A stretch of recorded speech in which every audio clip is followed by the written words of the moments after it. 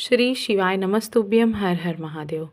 दोस्तों, पूज्य गुरुदेव ने शिव महापुराण की कथा में बेलपत्री के वृक्ष के बारे में बहुत ही ज़रूरी जानकारी दी है। साथ ही उन्होंने बताया है कि बेलपत्री के जो वृक्ष होते हैं उनकी पत्तियों के साथ साथ उनके तने और उनके जड़ से भी हम बहुत अचूक उपाय कर सकते हैं। वह उपाय कैसे करना है और किस दिन करना है, हम बात करेंगे आगे वीडियो में। इसके लिए आप वीडियो पर लास्ट तक ज़रूर बने रहें। वीडियो को बिल्कुल भी स्किप मत करिएगा, बहुत ही ज़रूरी होने वाला है ये वीडियो आपके लिए। तो चलिए दोस्तों, हम जान लेते हैं कि बेलपत्री के जड़ से हम कौन कौन सा उपाय कर सकते हैं। दोस्तों, गुरुदेव ने कहा है कि यदि आपके आसपास में, आपके नज़दीक में कोई भी बेलपत्री का वृक्ष ऐसा हो जो पूर्ण रूप से सूख गया हो, जिसमें फल ना लगते हों, पत्तियां उसमें की एकदम से सूख गई हों, तो ऐसे वृक्ष के तने से, उसके जड़ से आप उपाय कर सकते हैं। उस वृक्ष को आप, उसके तने को या उसके जड़ को आप थोड़ा सा काट के ले आइए।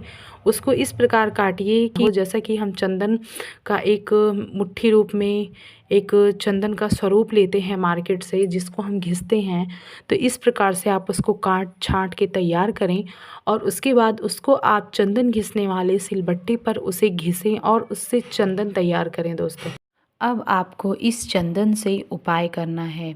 इस चंदन से आपको 3 दिन उपाय करना है और तीनों दिन में आपको इस उपाय का अलग अलग फल मिलेगा। पहला दिन होगा सोमवार की अष्टमी, जो कि 2-3 महीने में एक आध बार पड़ती रहती है, और दूसरा जो होगा प्रदोष, जो कि हर महीने में 2 बार मिलता है, और तीसरा दिन जो है वह है शिवरात्रि। यह भी आपको हर महीने में प्रदोष की दूसरे दिन मिल ही जाती है। तो दोस्तों, आप इन 3 दिनों में इस चंदन से उपाय करेंगे और तीनों दिनों का जो लाभ होगा वह अलग अलग होगा। तो आपको सबसे पहले प्रदोष के दिन क्या करना है, उस चंदन का लेपन आपको देवाधिदेव महादेव के शिवलिंग पर करना है। आप किसी भी शिवालय में जाएं, शिव मंदिर में जाएं, जो भी आपके घर के नज़दीक हो, आपके आसपास हो, वहाँ पर जाने के बाद आप शंकर जी के ऊपर, शिवलिंग के ऊपर आप उस चंदन का लेपन करें, जिसको आपने बेलपत्री के पौधे से तैयार किया है। उस चंदन का लेपन करें और लेपन करने के बाद आप क्या करेंगे, उस चंदन को, जिसको आपने शिव जी के ऊपर लेपन किया था, उस चंदन को आप एक पात्र में इकट्ठा कर लें, एक डिब्बे में इकट्ठा कर लें, या फिर किसी भी प्लेट में उतार कर उसको रख लें, उसको सुखा लें और उसकी छोटी छोटी गोलियां तैयार कर लें। अब आप इन छोटी छोटी गोलियों को सुखा करके किसी डिब्बे में रख लें। पर आपको यह जो आपने प्रदोष के दिन किया है बेलपत्री के चंदन से जो उपाय, इसको आप ध्यान में रखें कि प्रदोष के दिन का जो फल होगा अलग होगा, और सोमवार की अष्टमी के दिन जो आप उपाय करेंगे उसका फल अलग होगा, और आप जो शिवरात्रि के दिन उपाय करेंगे उसका भी फल अलग होगा। तो दोस्तों, उसको आप तैयार करके रख लें। और इसी प्रकार आप सोमवार की अष्टमी के दिन भी आप चंदन का लेपन करें आप शिवलिंग पर, और शिवलिंग पर चंदन का लेपन करने के बाद आप उसको किसी पात्र में इकट्ठा कर लें। इकट्ठा करने के बाद उसको आप छोटी छोटी गोलियों के रूप में तैयार कर लें, सुखा लें, रख लें। और इसी प्रकार, ठीक आप इसी प्रकार शिवरात्रि के दिन भी ऐसा उपाय करके आप उसको रख सकते हैं। अब आप अपनी अपनी आवश्यकता अनुसार इन तीनों दिनों में जिस दिन आपको जिस उपाय की आवश्यकता हो, उस उपाय के लिए आप उसी दिन उपाय कर सकते हैं।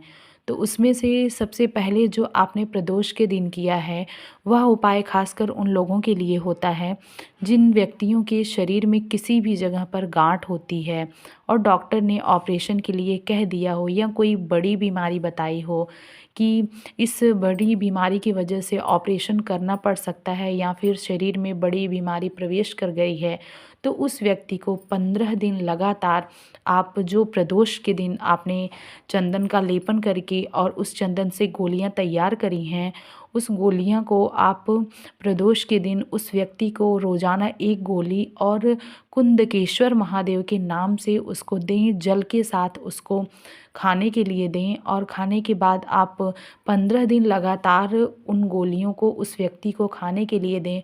और 15 दिन बाद जब आप उस व्यक्ति का टेस्ट कराएंगे, उस व्यक्ति की जांच कराएंगे, तो आप देखेंगे कि वह जो गांठ होगी उस व्यक्ति के शरीर में, या कोई भी विकार होगा, कोई भी बड़ी बीमारी होगी, वह कटती नज़र आएगी, वह धीरे धीरे समाप्त होती आपको दिखने लगेगी। तो रिपोर्ट में आपको ऐसा ज़रूर दिखेगा कि वह बीमारी अपनी जो उसका लेवल था उससे काफ़ी हद तक नीचे आ गई है। दूसरा उपाय उन लोगों के लिए होगा जिनके बच्चे बिस्तर पर गंदगी कर देते हैं, या फिर ऐसे ही सोते सोते डर जाते हैं। काफ़ी बड़े हो गए हैं बच्चे, 9 साल के, 10 साल के, और वे बिस्तर पे गंदगी कर देते हैं, सोते सोते चौंक कर उठ जाते हैं, या कोई भी विकार बच्चे के अंदर हो, तो ऐसे बच्चों के लिए आप सोमवार की अष्टमी के दिन यही उपाय करें। बेलपत्री के जो तने से आपने चंदन तैयार किया था, बेलपत्री के जड़ से तैयार किया था, उसका लेपन आप शिवलिंग पर करें और उसको आप किसी भी पात्र में इकट्ठा करें और उसकी गोली बना लें। और उस गोली को आप उस बच्चे को आप हफ्ते में एक बार, केवल हफ्ते में एक बार आप उस बच्चे को खिलाना प्रारंभ करें।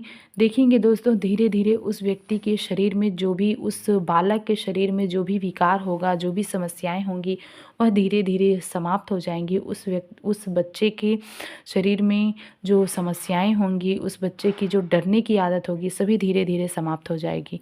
तो जो तीसरा उपाय था, शिवरात्रि के दिन उस बेलपत्री के तने से या जड़ से जो चंदन तैयार किए थे, उसका जो उपाय है, आप इसी प्रकार से शिवलिंग पर लेपन करेंगे और उसको इकट्ठा करके आप उसकी जब गोली तैयार करेंगे, तो उस गोली को आपको खासकर उन व्यक्तियों को देना है जिन व्यक्तियों के रीढ़ में प्रॉब्लम हो, जैसे रीढ़ की हड्डी में गैप आ गई हो, या फिर घुटनों में दर्द हो, या हड्डियों में दर्द हो, ऐंठन हो, तो ऐसे व्यक्ति को उस गोली को देना आप प्रारंभ करें। देखेंगे कि उस व्यक्ति की रीढ़ में जो गैप आई है वह धीरे धीरे भरने लगेंगी और वह आनंद को प्राप्त होगा। तो दोस्तों, पूज्य गुरुदेव ने बहुत ही महत्वपूर्ण उपाय इस प्रकार बताया है। आप अपनी आवश्यकता अनुसार इन तीनों उपायों में से किसी भी एक उपाय को कर सकते हैं दोस्तों।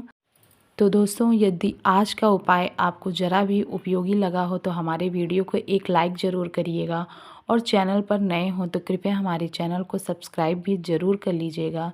हम जल्द ही फिर आपके समक्ष प्रस्तुत होंगे एक नया उपाय लेकर। श्री शिवाय नमस्तुभ्यम। हर हर महा